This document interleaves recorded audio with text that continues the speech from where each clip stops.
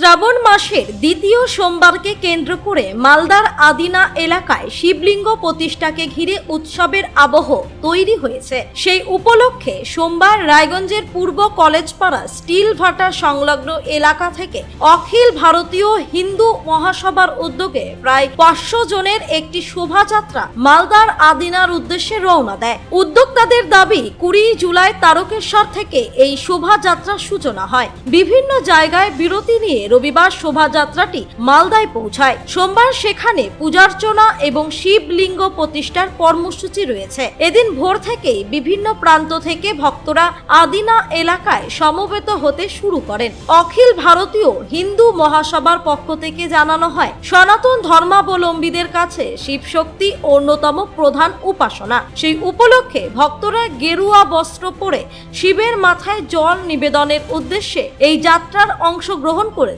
উল্লেখ্য, ঐতিহাসিক সূত্র অনুযায়ী 1373 সালে সুলতান সিকান্দার শাহ আদিনা মসজিদ নির্মাণ করেন। তবে এই স্থাপত্যকে ঘিরে দীর্ঘদিন ধরে বিতর্ক রয়েছে। হিন্দু পক্ষের একাংশের দাবি বর্তমান স্থাপনাটি প্রাচীন আদিনাথ শিব মন্দিরের ওপর নির্মিত এবং স্থাপত্যের বিভিন্ন অংশে হিন্দু দেবদেবীর নিদর্শন রয়েছে।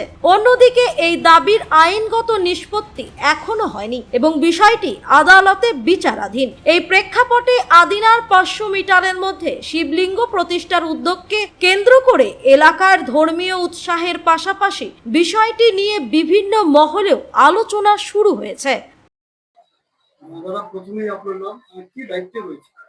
নমস্কার, আমি মাপি সরকার, ওরফে সঞ্জয় কুমার সরকার। অখিল ভারত হিন্দু মহাসভার আমাকে উত্তর দিনাজপুর জেলার প্রেসিডেন্ট করা হয়েছে। এতে তো আপনারা সকলেই জানেন, এর আগেও আমাদের অনেকগুলো প্রোগ্রামে দেখেছেন। আজকে আমাদের উদ্দেশ্যটা মূলত মালদার আদিনাথ মন্দিরে আমাদের বাবা শিবলিঙ্গর একটা মূর্তি স্থাপন হয়েছে। সেইখানে আমরা আমাদের সদস্যগণকে সবাইকে মিলিত হয়ে আমরা একটা র্যালি করে সেখানে জল ঢালার জন্য এবং দর্শন করার উদ্দেশ্যে আমরা আজকে সেখানে যাচ্ছি। দেখুন, এটা তো আগামীতে কি হবে, আমাদের তো অভিযান চলতেই থাকবে এবং সেটা সুপ্রিম কোর্ট কি রায় দিবে তার উপর নির্ভর করবে। আমাদের হিন্দু মহাসভা হিন্দু জাগৃতি এবং হিন্দু একতা থেকে এতটুকু বলতে পারি, আমরা আমাদের কার্যক্রম চালিয়ে যাব। আগামীতে কি হয় সেটা সুপ্রিম কোর্ট বলবে। আমাদের ভাবনা তো শুধুমাত্র আমাদের একটাই উদ্দেশ্য, হিন্দু একতা, হিন্দু জাগরণ, অখণ্ড ভারত। এবং সঙ্গে আমাদের অনেক রকম ছোট ছোট প্রোগ্রাম রয়েছে। যেমন আমাদের এখন যেখানে বসে কথা বলছি, রায়গঞ্জ ঠিক ইস্টার্ন নার্সিং হোমের অপোজিটে, এটা আমাদের আগামী দিনে অফিস হতে চলেছে এবং অফিস উদ্বোধনের সময় আমরা একটা ব্লাড ব্যাংকের একটা আয়োজন করেছি। সঙ্গে একটা মহাযজ্ঞ হয়তো হবে, এরকম একটা প্রস্তাব রেখেছি। আর আগামীতে আমাদের তো ছোটখাটো প্রোগ্রাম লেগে থাকবে গরিব দুঃস্থদের জন্য, এগুলো তো আছি। আর এখন বর্তমান যে প্রোগ্রামটা চলছে আমাদের Raiganj bus stand, public bus stand যে রয়েছে তার ঠিক অপোজিটে, পুরো শ্রাবণ মাসটা ধরেই আমাদের 1 মাস যাবৎ পথ চলতি মানুষ এবং বাবা মহাদেবের ভক্তবৃন্দগণের জন্য এই সূর্যের মহা তাপপ্রবাহের কিছুটা স্বস্তির জন্য আমরা সামান্য কিছু ঠান্ডা পানীয় জল এবং মিষ্টির আয়োজন করেছি। সেটা আপনারা দেখেছেন। এইটুকুই বলতে পারি, আমরা আমাদের সাধ্য মতন করে যাচ্ছি, আগামীতে চেষ্টা চালিয়ে যাব। আজ কতজনের টিম যাচ্ছে? আজকে মোটামুটি আমরা 500 জন যাচ্ছি।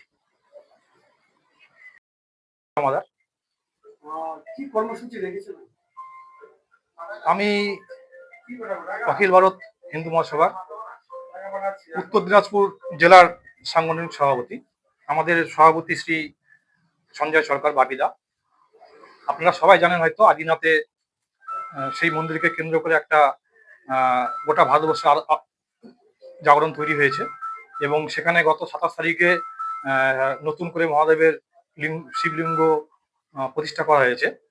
তো সেটাকে কেন্দ্র করেই আমাদের যে আদিনার মন্দির, সেই মন্দিরকে পুনরায় উদ্ধার করবার লক্ষ্যে আমরা আমাদের জেলা সভাপতি শ্রী সঞ্জয় সরকার মহাশয়ের নির্দেশে আদিনার উদ্দেশ্যে আমরা অভিযান করছি আজকে।